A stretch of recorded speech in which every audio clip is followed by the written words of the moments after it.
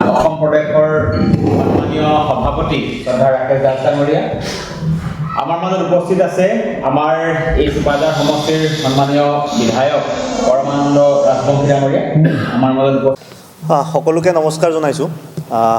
আমি ভাৰতীয় জনতা যুৱ মৰ্চা অসম প্ৰদেশৰ ফালৰ পৰা প্ৰত্যেক বছৰে 10 ডিচেম্বৰ দিনাখন শ্বহীদ দিৱসটো অসমৰ যিকোনো এখন জিলাত আমি পালন কৰি আহিছোঁ।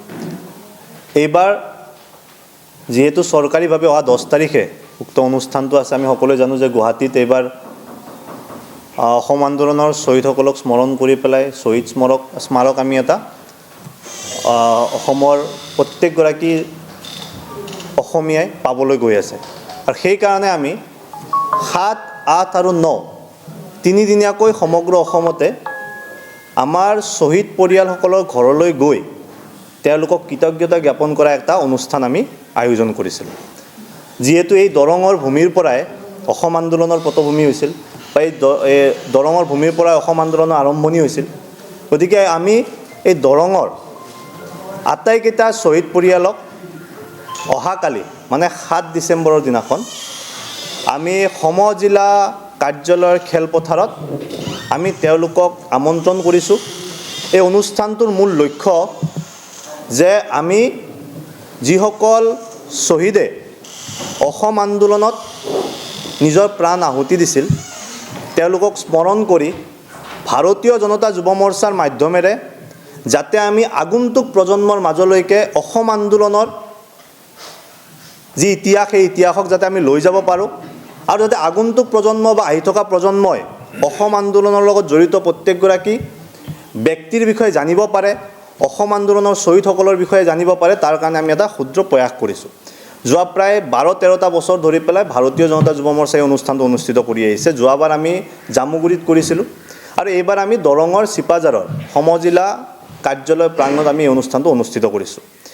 এই অনুষ্ঠানটোৰ জৰিয়তে আমাৰ লক্ষ্য এটাই যে অসম আন্দোলনৰ সময়ত কি ধৰণে সেই সময়ৰ চৰকাৰৰ জৰিয়তে বা কংগ্ৰেছৰ জৰিয়তে অসমীয়া জাতীয় জীৱনৰ কাৰণে বা অসমীয়াইৰ কাৰণে যুদ্ধ কৰা বহু পাহোৱাল ডেকাক কি ধৰণে কংগ্ৰেছ চৰকাৰে বা কংগ্ৰেছৰ সেই সময়ৰ শাসনে কি ধৰণে অত্যাচাৰ কৰিছিল আগন্তুক প্ৰজন্মই জানিব লাগিব।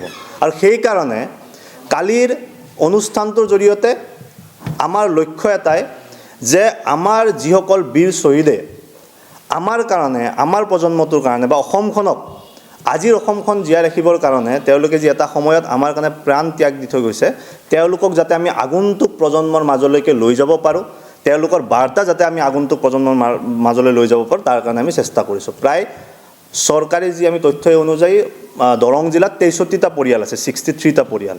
গতিকে 63টা পৰিয়ালক আমি কালি ইয়াত আমন্ত্ৰণ কৰিছোঁ আৰু তেওঁলোকক আমি অনুষ্ঠানটোৰ মাধ্যমেৰে এটা কৃতজ্ঞতা জ্ঞাপন কৰাৰ কাৰণে চেষ্টা কৰিছোঁ।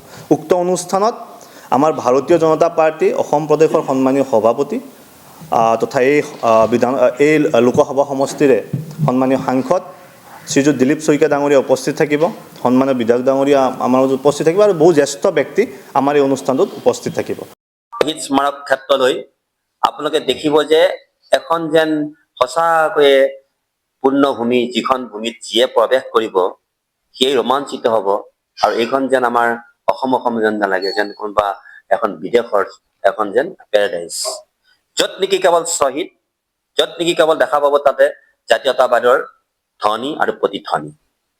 আৰু মই এইটোৱে কথা ক'বলৈ পাই ধন্য মানিছোঁ যে আজি মই নিজৰ যিটো নেকি চিন্তা চেতনাই ক'ব খুজিছোঁ যে সেই শ্বহীদ স্মাৰক ক্ষেত্ৰখন হ'ব ভাৰতৰ ভিতৰতে দ্বিতীয় আৰু বিশ্বৰ ভিতৰতেই চতুৰ্থ। মই আশা ৰাখিছোঁ যে কাইলৈ অনুষ্ঠান সাফল্যমণ্ডিত হ'বই, আৰু সকলোকে মই আমাৰ স্থানীয় বিধায়ক হিচাপে আমাৰ এই যুৱ সতীৰ্থসকলে যি ধৰণে আয়োজন কৰিছে সেই আয়োজনত মাত্ৰা দিবৰ কাৰণে, মৰ্যাদা দিবৰ কাৰণে সকলোকে আহ্বান জনাইছোঁ।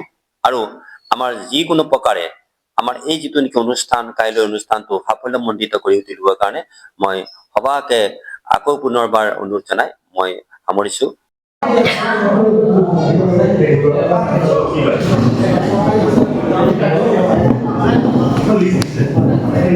যিকোনো খবৰ বিজ্ঞাপনৰ বাবে যোগাযোগ কৰক 7896121996।